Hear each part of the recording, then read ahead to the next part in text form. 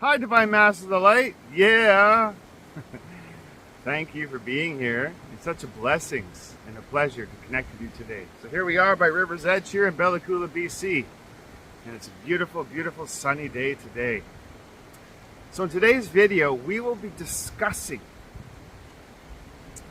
the negative shame shield. So there is a negative shield that stands between you and all that you can be and could have. There is a shield that stands between you and God, Goddess of all that is, between you and your higher self, between you and other realities, and between you and the dreams the future can hold. So stay tuned. The shame-based person hears they can have it all and says, "Oh, wouldn't that be nice? Maybe for other people, but not for me." The shield is made of many components and layers, and you built that shield. If we systematically draw it out, it looks something like this. A circle that represents all that is not good enough, okay? So the first layer, or the first level of your shame shield that is seen and that shows itself is the reluctance or the refusal to receive love. And it's the most obvious piece of the shield. That's the part that most can identify with, can admit, and see in another. Number two, the second layer or level of the negative shame shield is the layer called self-punishment, where you find yourself beating yourself up all the time. You see others doing this, right?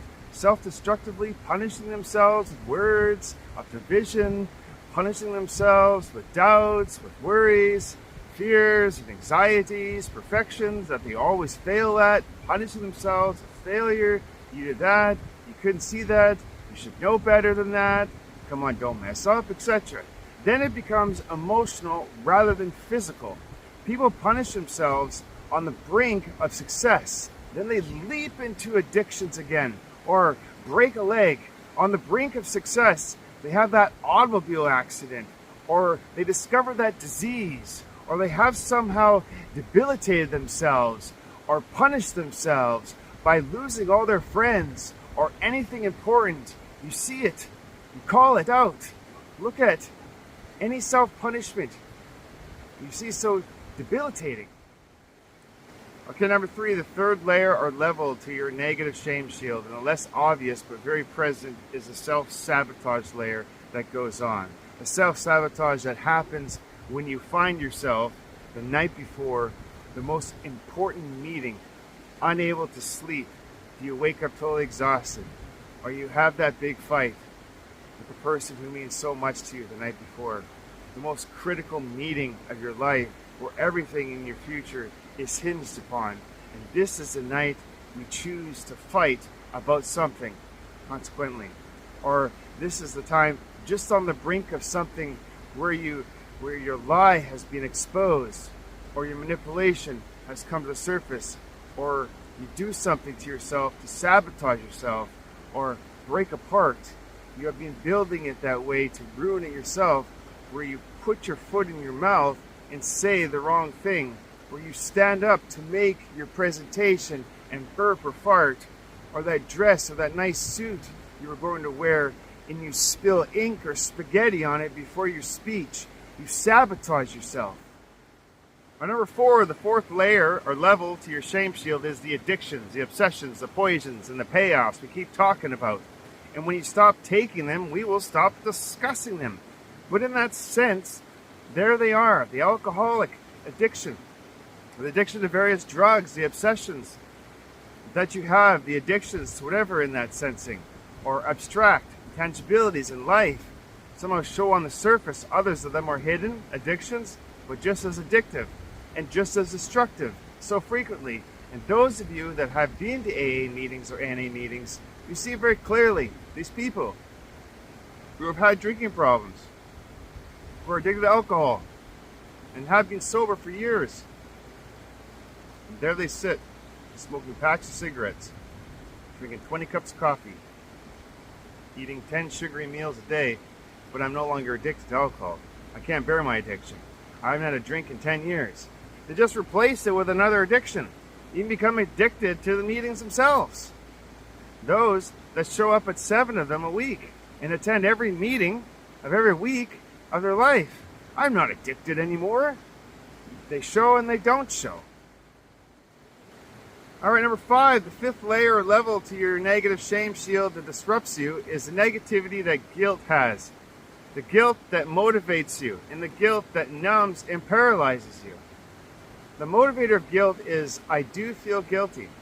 Guilt is used as a motivator when these qualities lack, such as confidence, strength, character, remorse, sorrow, willingness, positive thinking and feeling, forgiveness of self and others, love of self and others, integrity, honesty, etc. When you lack that sense of okayness or connectedness, when you lack that deep sense of depth, when you lack these qualities of feeling and expressing, guilt is the one that motivates you. Maybe you motivate yourself through comparison. I've got to be like them and follow what they think, or I have to succeed. Get up and do it before you fail. Right? You've got bills. You better get it done. Get to work. Don't want to live on the streets, etc. Or others can motivate you by guilt tripping you. You know, threats. I'll never help you again if you don't do this. I won't help you next time.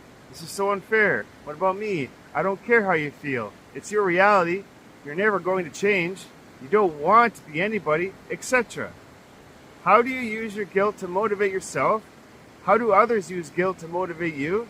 And how do you use guilt to motivate another to get it done? So some people cannot be motivated by guilt. Feeling guilty is a way to avoid, deny, or pass on responsibility. You see, guilt is also an anesthetic to numb the feelings you do not have a right to feel or express, or do not feel you can express. Guilt is a way to numb the impact you have had, numb the impact of your behavior, numb thinking and feeling, and to numb you. Guilt is used as a way to ease conflict. Guilt is a glue and a goo, but is also a lubricant like an oil. Do you use guilt to numb yourself, shut down your life, shut down your joy, that you are a mess up, a piece of crap, never be good enough, right? Existence is unwanted, what you offer nobody wants, etc. When you are in conflict with someone, or in conflict within one way or another, many times guilt is what is used to smooth and ease the tension, or particularly conflict. Also, I get overly controlling, perfect myself, do extra good, etc. If I feel guilty enough, the conflict will stop. Example, I feel so guilty for what I have done. Can't we just skip the responsibility part? Skip the impact part? Skip my recognizing and acknowledging part and give it to someone else? Isn't it enough that I feel guilty already? Can't you get off it? Can't you let it be? Let it go. I feel guilty over here. Just stop it already.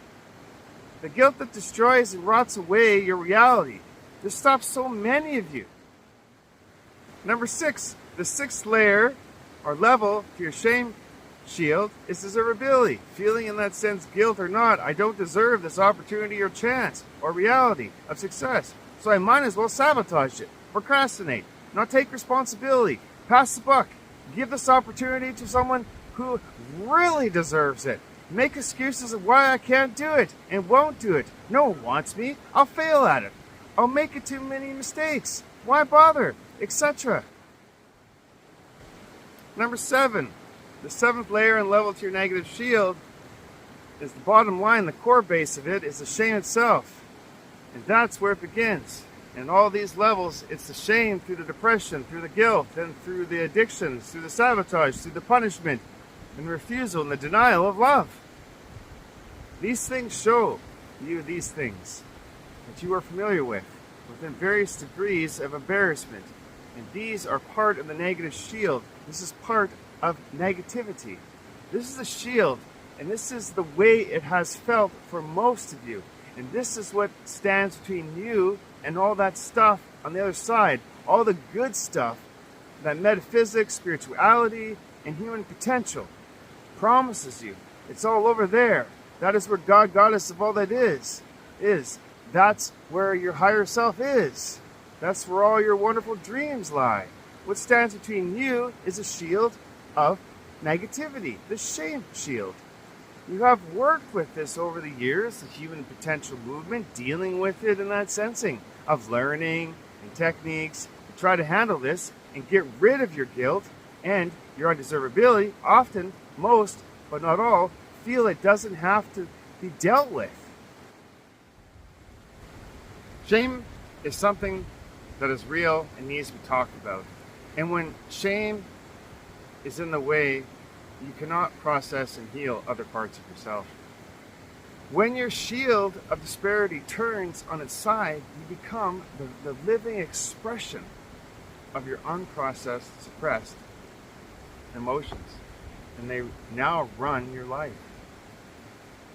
You have worked with this over the years, the human potential movement. Dealing with it in that sensing of learning the right stuff here, techniques here, to try to handle this and get rid of your guilt and your undeservability. Often it's handled by how everyone feels it. If that somehow means it doesn't have to be dealt with. Shame is the last of it, and it is shame no one wants to talk about it too lightly. In the last few years, there have been those gutsy enough, just like you, who are courageous enough to read my posts of shame, right? To come to me for personal healings of shame healing, and brave enough to talk about shame. Shame is something that is real and needs to be talked about. That's tangible because it lies at the core, and this involves a great deal of intensity. You see, one thing to talk about is how it is difficult for you to receive love, or I want to talk about how I punish myself, or how I sabotage myself, which may be a little more embarrassing. It's even more gutsier to talk about your addictions, and often you need support groups to do this. You can do these three often alone, but addictions to some degree, even partially, require a support group, especially in the early signs of getting clean and working the steps. To give yourself the courage to speak of your addiction.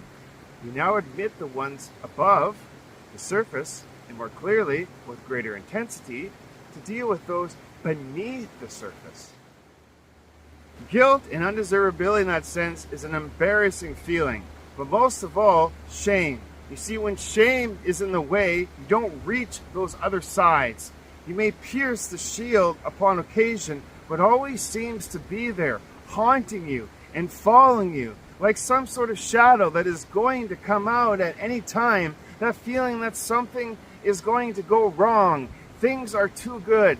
Things are happening too smoothly or easily. Everything is happening too well, too much like clockwork. Something is going to go wrong. Something is going to happen. Then boom, it did.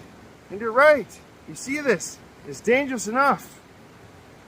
When this shield becomes really dangerous, right, is when it turns on its side, when it rotates 90 degrees, and a certain sense becomes now like this, where your shame shows, where your undeservability becomes part of your obvious life. Guilt becomes part of your physicality, and the addictions, it's here, right? These show you what is below the surface. When it turns, all of it shows. That's when you know you're in real trouble, and when you're getting to a dangerous, devastating place in your reality. You're not beyond repair, and you're not beyond reaching. But when it tips like this, or turns like this, then you know you're in real trouble, and you better get working and healing fast at it. You don't have time to put it off anymore. Oh, I'll wait till next summer. No, you don't have time to put it off till you have more time to work on these things. This is because these things are now running your life, divine ones. If you would like any assistance with healing and transforming your negative shame shield, then please feel free to contact me at www.miraculighthealing.com.